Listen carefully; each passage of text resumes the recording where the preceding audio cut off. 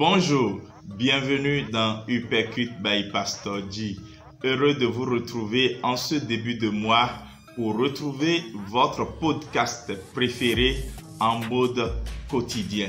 Donc, dès aujourd'hui, Uppercut revient chaque matin dans votre messagerie privée et sur les plateformes, vous avez l'habitude de le retrouver.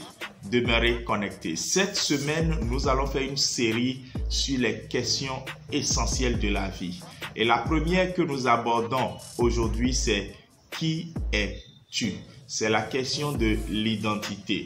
Voici le texte que nous lisons, Jean chapitre 1, du verset 19 au verset 23. Voici le témoignage de Jean lorsque les Juifs envoyaient de Jérusalem des sacrificateurs des Lévites pour lui demander « Toi, qui es-tu » Il déclara et ne le nia point. Il déclara qu'il n'était pas le Christ. Et il lui demandait « Quoi donc? Es-tu Élie » Et il dit « Je ne le suis point. » « Es-tu le prophète » Il répondit « Non. » Il lui dit alors « Qui es-tu » Voici la première question essentielle. Afin que nous donnions une réponse à ceux qui nous ont envoyés. Que dis-tu de toi-même? Moi, dit-il, je suis la voix de celui qui crie dans le désert. Aplanissez le chemin du Seigneur, comme a dit Ésaïe le prophète. Voilà un test qui nous montre combien Jean-Baptiste savait qui il était. En répondant à la question « Qui es-tu ?» nous ne sommes pas juste en train de donner une réponse à notre état civil. Je ne suis pas Yamoubé Gezo Ghislain, affectueusement appelé Pastor G. Ça ne s'arrête pas là. Je ne suis pas africain, de teint ébène et fier de l'être. Ça ne s'arrête pas là. Je ne suis pas juste lié à mon ethnos, à la couleur de ma peau, à mon état civil, au groupe auquel j'appartiens. Non, je suis plus que cela. Malheureusement, quand les gens ne savent pas qui ils sont, les autres sont obligés de faire d'eux ce qu'ils veulent qu'ils soient. Et c'est ce qui arrive à plusieurs personnes, surtout dès l'adolescence, où la plupart des adolescents sont en quête d'identité et sont obligés de se référer à des modèles, mais parfois ces modèles sont de très mauvais modèles. Et ça coule encore dans la jeunesse, ils finissent par grandir avec et avoir ce qu'on appelle une perte d'identité.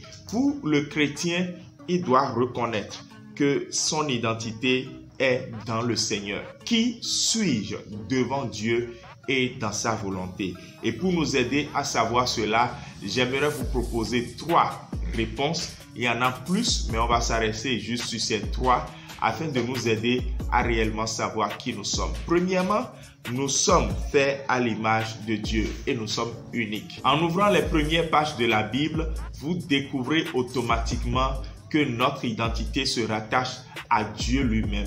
Nous avons été faits comme lui. Nous sommes un esprit parce que Dieu est esprit. Nous sommes dotés de la soif et du désir de le chercher. Voilà pourquoi quelqu'un pouvait dire que dans le cœur de l'homme se trouve un vide à la forme de Dieu. Rien d'autre ne pourra combler ce vide si ce n'est que Dieu lui-même. Deuxièmement, nous sommes rachetés par la foi en Jésus-Christ. Et voilà ce qui donne un sens à la vie de ceux qui proclament qu'ils sont vraiment chrétiens. Nous sommes des millions dans le monde et des milliards depuis que notre Sauveur a fait ce qui est nécessaire pour nous à la croix et en ressuscitant le 3e jour. Depuis ce temps, par la foi, nous sommes rattachés à lui, rachetés de la mort éternelle, rachetés de nos péchés et nous pouvons vivre en nouveauté de vie pour lui. Quand vous me dites « Qui es-tu ?» je dirais que je suis un racheté de l'Éternel et ça a beaucoup de sens à mes yeux. Troisième réponse, nous sommes des ambassadeurs de Christ. Cela montre en fait que non seulement je suis quelqu'un rattaché à Dieu parce que je suis à son image, racheté par Dieu parce qu'il a accompli ce qui est nécessaire pour que je ne puisse point connaître la mort éternelle, mais maintenant, en reconnaissance pour lui, je suis son représentant sur terre pour faire son œuvre. Je ne peux pas faire autrement. Je suis paramétré pour faire l'œuvre de Dieu. Et c'est en fait la vie de chaque chrétien. Maintenant, je viens à toi. Qui es-tu? Tu peux ne avoir aucune valeur aux yeux de tes propres parents qui te lancent assez d'insultes tous les matins. Tu peux ne avoir aucune valeur auprès de tes amis qui ne cessent de te rabaisser et de t'humilier. Tu peux ne avoir aucune valeur à tes propres yeux parce que tout simplement quand tu te regardes dans la glace, il y a de la déprime, des complexes et beaucoup d'autres choses. Mais laisse-moi te dire que Dieu trouve que tu as du prix à ses yeux et que la découverte de ton identité t'empêche d'entrer dans des luttes inutiles. Jean-Baptiste n'a pas lutté avec Christ, il n'a pas lutté avec un prophète, il n'est ni le Christ ni le prophète, il sait qui il est. Il sait qu'il est envoyé de Dieu pour être la voix qui crie dans le désert.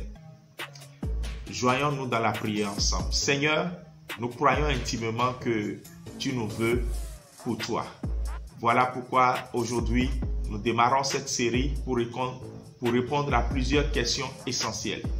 Aujourd'hui, permet à plusieurs de découvrir qui ils sont vraiment, qu'ils retrouvent toute leur valeur en toi. Nous n'avons aucune valeur par nous-mêmes, mais en toi, nous avons toutes les valeurs. Jésus permet à ce qu'un cœur soit racheté de la déprime, qu'un cœur soit racheté du manque d'estime de soi, qu'un cœur soit racheté, Seigneur, du mauvais image que les autres ont de lui, et que nous soyons connectés à toi pour vivre dans ta parole le merveilleux plan que tu as pour nous. Qui es-tu? Je suis Ghislain Guézo Yabongbe, affectueusement appelé Pasteur G, et je vous donne rendez-vous demain. On se retrouve. Shalom. Demeurez bénis.